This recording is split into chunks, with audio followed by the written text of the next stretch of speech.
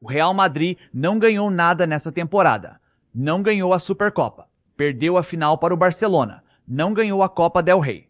Foi eliminado por um time da segunda divisão espanhola. E não vai ganhar a Liga. Está a 9 pontos do Barcelona, com poucas rodadas para o fim. E a Champions League estavam ganhando. No minuto 86 do jogo de volta em Munique, o Madrid estava passando. Mbappé tinha marcado. O time estava na frente da eliminatória. Aí o árbitro expulsou o Camavinga. 3 minutos depois, empate. Nos acréscimos, mais um gol do Bayern. Eliminados. Segunda temporada consecutiva sem títulos. A primeira vez em 16 anos que isso acontece no Real Madrid. Mas aqui está o detalhe que ninguém consegue explicar direito. Mbappé marcou nos 2 jogos contra o Bayern. Ele tem 39 gols na temporada. Artilheiro da La Liga. Artilheiro da Champions. Um dos melhores números individuais que um atacante já fez na Europa nos últimos anos. Como um jogador assim pode estar no centro de uma das piores temporadas da história recente do clube? Essa pergunta tem resposta. E ela foi dada em voz alta por Cristiano Ronaldo, na frente de uma câmera em fevereiro de 2025. E quase ninguém prestou atenção. Em fevereiro de 2025, Cristiano Ronaldo sentou diante de uma câmera para o programa El Chiringuito e disse uma coisa que deveria ter virado manchete em todos os jornais esportivos do mundo. Ele disse: "Eu não era centroavante. Eu me transformei em um." E aí completou: "A pergunta desse vídeo é simples. O que exatamente Cristiano Ronaldo entendeu sobre ser centroavante no Real Madrid que Kylian Mbappé, um dos melhores jogadores do mundo? Ainda não entendeu? Vamos voltar no tempo. Quando Cristiano Ronaldo chegou ao Real Madrid em 2009, ele era a coisa mais parecida com o Mbappé que o futebol já tinha visto. Melhor jogador do mundo. Velocidade absurda. Dribles em sequência. Protagonista absoluto de cada jogada. Ele vinha do Manchester United, onde o time inteiro girava ao redor dele. A bola chegava na esquerda, ele recebia, ele arrancava, ele decidia.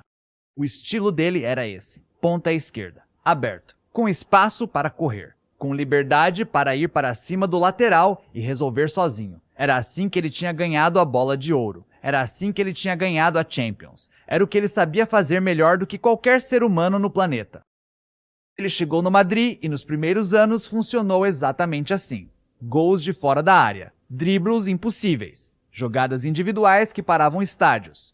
Entre 2009 e 2014, Cristiano marcou mais de 200 gols jogando predominantemente pela esquerda. Era devastador. Mas aqui vem um detalhe que quase ninguém fala. Por mais espetacular que fosse, o Real Madrid daqueles anos ganhou uma Champions League. Uma. Em 5 temporadas. Com o melhor jogador do mundo no auge da velocidade e do drible. E aí alguma coisa mudou. Não foi de um dia para o outro. Não teve uma entrevista coletiva onde o Cristiano anunciou: "Agora eu jogo diferente." Foi gradual, silencioso e brilhante. Por volta de 2014 e 2015. Durar para sempre. E ele tinha uma escolha. Podia lutar contra isso, insistir no estilo antigo e ir declinando aos poucos, como tantos craques antes dele. Ou podia fazer outra coisa. Ele escolheu se reinventar. Temporada após temporada, o mapa de calor dele foi migrando. Menos ações na ponta esquerda. Mais presença na área. Menos dribles.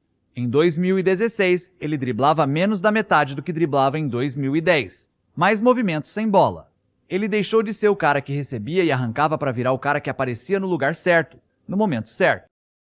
E aqui está o ponto que o Cristiano entendeu e que mudou a história dele no Real Madrid. Ser centroavante no Real Madrid não é sobre ficar parado na área esperando o cruzamento. É sobre entender que quando você ocupa o centro, você distorce a defesa inteira. Os zagueiros te marcam. Os volantes fecham. E os espaços aparecem para os outros. O Cristiano virou um buraco negro tático. Ele atraía toda a atenção defensiva para si. E o Marcelo subia livre. O Benzema aparecia no espaço. O Modric encontrava a linha de passe que antes não existia. Ele não precisava tocar na bola 80 vezes por jogo. Ele tocava 40, mas cada toque era letal. De 2016 a 2030, 3 anos. Uma idade onde a maioria dos pontas do mundo já está em declínio. Ele não declinou. Ele se transformou. Agora olha para o Mbappé. Ele está listado como centroavante no Real Madrid. Ele veste a camisa 9. No papel, ele é o 9 do time. Mas assiste qualquer jogo do Madrid dessa temporada e me diz onde o Mbappé está. Ele não está no centro. Ele está na esquerda. Ele migra para a esquerda. Ele pede a bola na esquerda. Porque é ali que ele sabe jogar. É ali que ele destruiu defesas a carreira inteira no PSG e na seleção francesa. Só que na esquerda do Real Madrid já existe alguém. E esse alguém se chama Vinícius Júnior. O Vinícius não pode sair da esquerda. É ali que ele faz a diferença. É ali que ele decide jogos. É ali que ele ganhou a bola de ouro. Mover o Vinícius para acomodar o Mbappé seria como pedir para o Maldini jogar de volante. Até dá, mas você mata o que faz dele especial. Então o que acontece? Os dois gravitam para o mesmo lado. O corredor esquerdo fica comprimido. Dois dos melhores jogadores do planeta ocupando os mesmos espaços, disputando os mesmos metros quadrados de campo. E o lado direito, vazio. O meio, congestionado. Quando o Mbappé recebe a bola do Vinícius, ele não toca, não combina, não devolve para manter a jogada viva.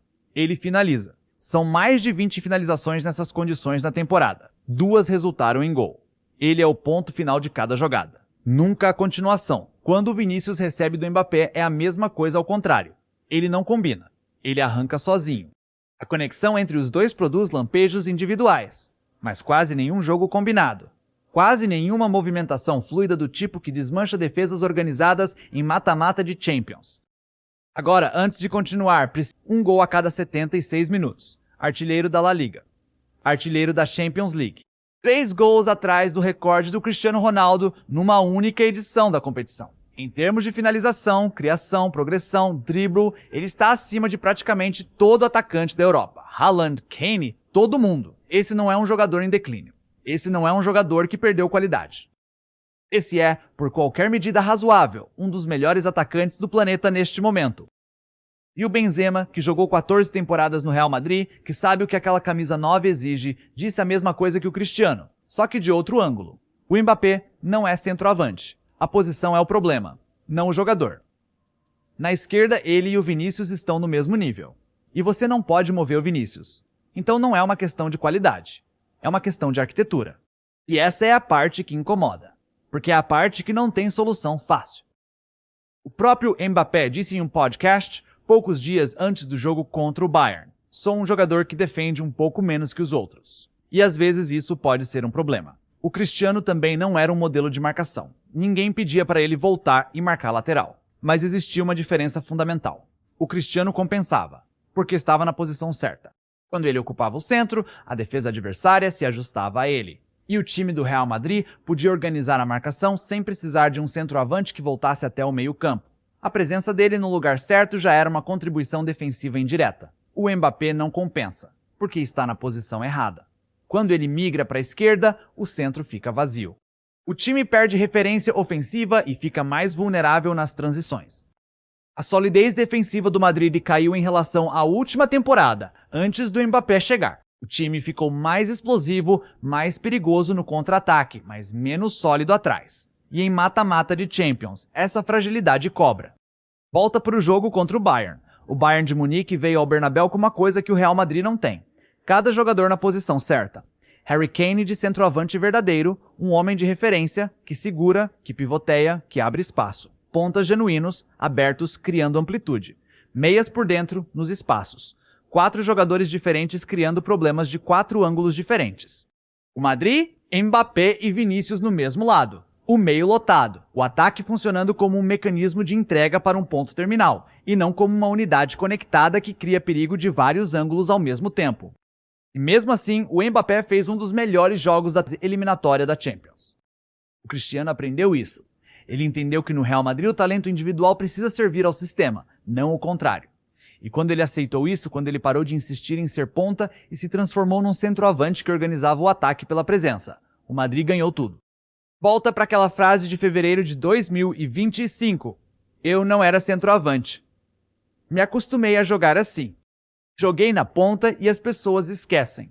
O Cristiano Ronaldo não estava dando uma opinião sobre o Mbappé.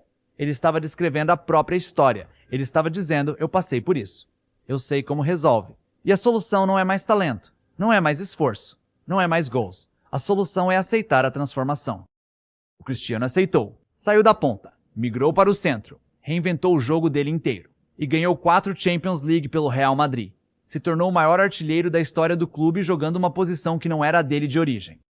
O Mbappé tem 27 anos. Tem 9 eliminações na Champions. Tem os números individuais mais impressionantes de qualquer atacante na Europa neste momento. Tem tudo. Menos a coisa que o Cristiano teve.